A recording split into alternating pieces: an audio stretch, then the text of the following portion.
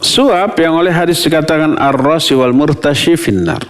Yang menyuap, yang disuap, dua-duanya dalam neraka. Tapi itu maksudnya adalah suap yang mengandung unsur kezaliman atau merampas hak orang lain. Umpamanya gini, masuk pabrik melalui tes yang biasa, orang lain keterima, kita tidak terima. Kita tidak diterima. Akhirnya kita ngasih uang, sejumlah uang ke manajernya, agar kita masuk, otomatis menggantikan orang yang tadi masuk. Akhirnya yang tadi masuk, nggak masuk, kita yang masuk karena uang. Itu kita merampas hak orang lain. Maka haram, dan ini yang dimaksud ar-rashi wal murtashi finnar. Yang menyuap dengan yang disuap itu dua-duanya masuk ke dalam neraka.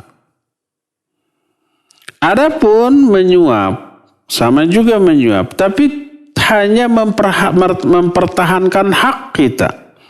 Hak kita ini nggak bisa kita dapatkan kecuali dengan memberi sejumlah uang.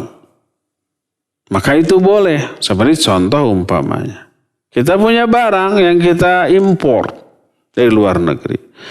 Ternyata di pabean tertahan.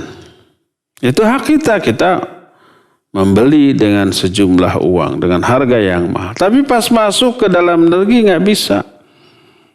Kecuali dengan memberikan sejumlah uang. Yang uangnya jauh lebih kecil dibanding harga barang itu. Harga umpamanya 10 miliar, kita menyuapnya 100 juta. Daripada hilang 10 miliar, mending 10 juta. Itu nyuap bukan? Ya nyuap. Boleh enggak? Boleh. Karena apa? Karena dalam rangka mengambil hak kita dan tidak merugikan orang lain. Tidak ada hak orang lain yang kita ambil.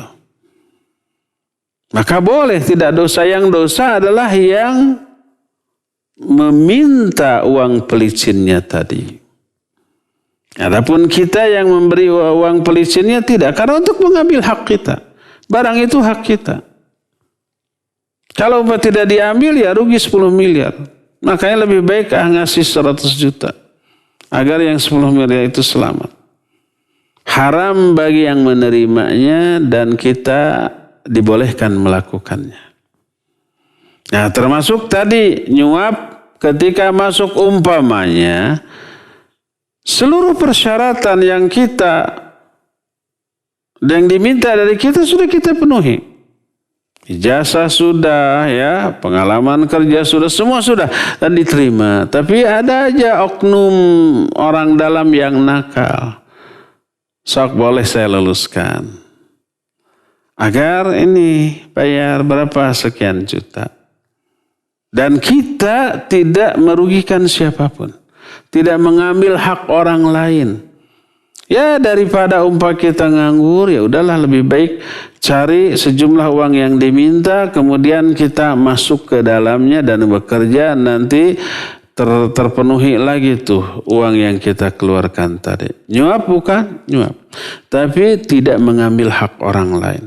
Itu untuk mengambil hak kita. Hak kita untuk bekerja di sana. Sudah memenuhi persyaratan yang ditetapkan oleh perusahaan tersebut. Tapi ada oknum yang nakal. Bisa saja kita dijegal.